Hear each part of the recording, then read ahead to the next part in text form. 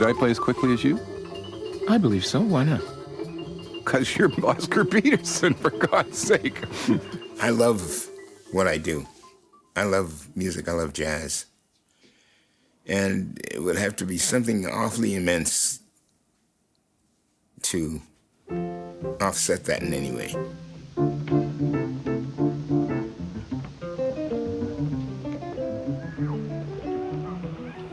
My dad, one day at the dinner table, discovered that I had some kind of pitch, and he wanted us to be musical. He decided that from the beginning, from the get-go, as they say, and he insisted that we stick with it.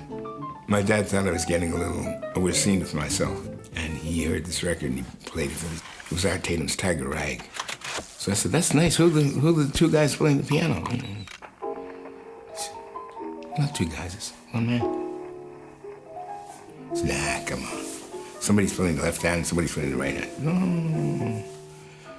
It's one man.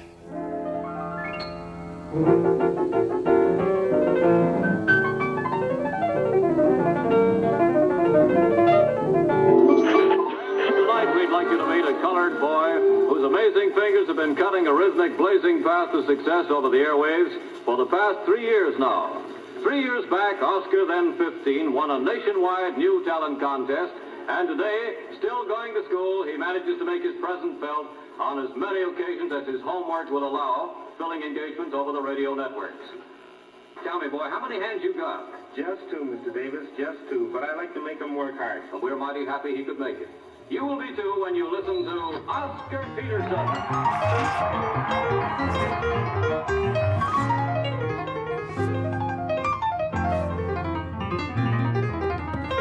I can teach almost anyone to play fast if that's a big deal.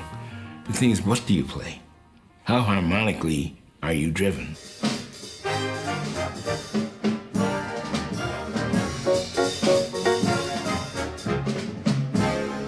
I think ahead when I play. Do you? I You think can't, ahead. Oscar. That's I do. You can't be thinking I think ahead when you're No, playing I boo, boo, believe boo, me. boo, boo. I play behind what I'm thinking. I'm not sitting there playing it and waiting until the last note and then say, "Oh, I think I'll put this with it." That's too late. The minute I start a phrase, I've clicked on, as they, if you want to talk computerese, the macro that's going to play that phrase, and I'm thinking of what's going to connect to that phrase. So, I'm not sitting here saying this is going to be a G and this is going to be an A. You haven't got time for that.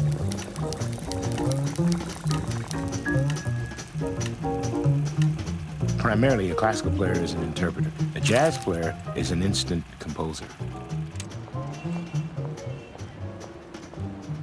My early growing years were spent in Montreal, and I stayed there almost till I was in my early 20s. Montreal, at that time, I think was the, as they used to call it, the Paris of America. We used to have a lot of Americans coming up to spend the weekends because there was so much going on in Montreal. They had all kinds of cabaret shows, they had burlesque, they had concerts, you name it, we had it. Norman Grant, when he heard our sustaining broadcast at the time was on, and the cabbie had it on, and Norman heard this and said, who is that? What is it? It's Oscar Peterson. That's when Norman came into the picture at the Alberta and insisted that I come down to Carnegie Hall. And all the people that I admired on records were there on stage.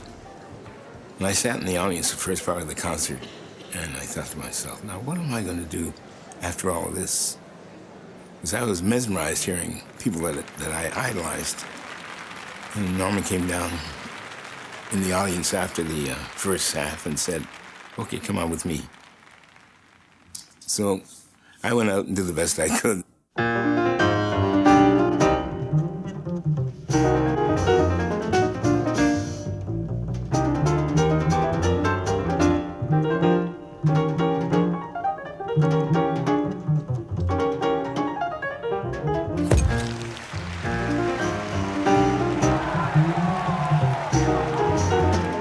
I was amazed at the reception.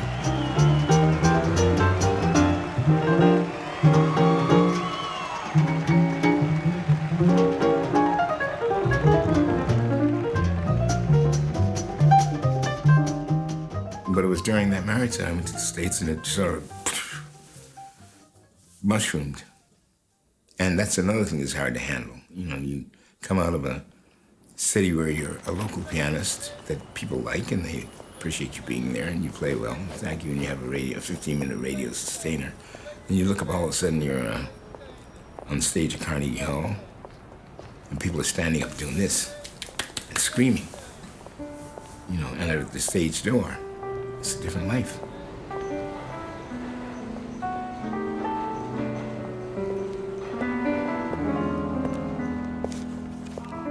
It made me realize too late that it's not the best thing in the world to have a fair-sized family and be doing what I was doing. It didn't make any sense. Because you can't be there for the offspring when they need you. The road is tough, as everyone knows, and I wrote a poem once, I wish I could find it, called The Lonesome One. You know, it is not at all what people envision. Traveling the road is one of the loneliest things in the world that somebody can do.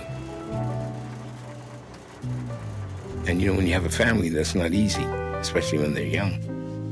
It left a tremendous load on my wife at that time, and it eventually ended in a divorce and separation. You know, who do you tell if you go out and have one hell of a concert, and especially if you have some of the names on it that I was traveling with, and your section comes off like it mushrooms, right? The concert's over and you're ready to play another one right then. But no, it's finished. You got to fly the next morning at 7:30. Be out in LA or wherever you're going. So you go back to the hotel. Who do you tell? Who do you come home and say, boy, did I find the switch tonight? You're there with the four walls, it's quiet, you know. Yeah, you have a phone, but it's not the same thing because you're not going to phone home every night at 2:30 or 3 o'clock in the morning when there are kids in the house. I still say that if I had my life to live over, there's no way I would even consider getting married before I was at least 40. People do not realize the effect that a good or bad marriage can have on a performer. It's not easy to project happiness if you're not happy inside. That's really difficult, I know. You have to almost be cold. You have to say, well, so it's not working, so okay, that's that department. And you have to try and put it aside. No, you can't put it out of your mind, but you try to put it to one side. Because it can block your improvisational ideas. If I allow these things to cloud my vision, then I would not be able to play.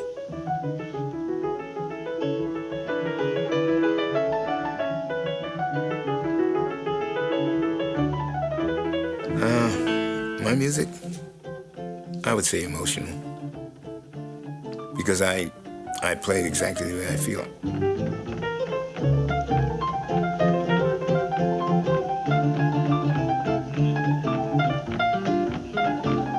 Respect for the instrument, number one. If you play it well, it will play well for you. What a communicator the piano is. I never thought of it that way before, you know, because I can sit down to a piano and I feel that I can impart something that I want to say musically. A lot easier, certainly, than I had been able to do in trying to put words into that volume.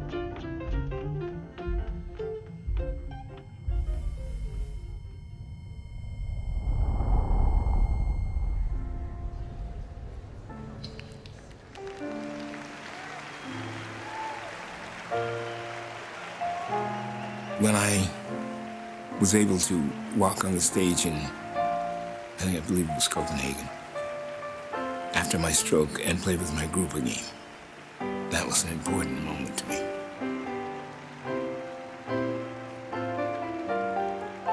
I believe that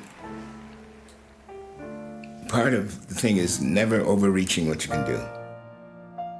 How is your relationship with your kids now? But our kids are men and women now, but I don't think I've changed that much. But they've grown to understand what my profession demanded of me.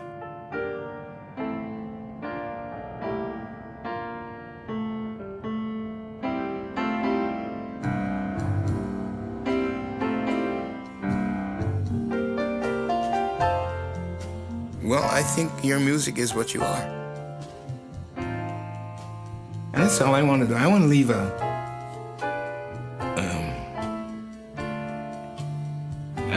an ideal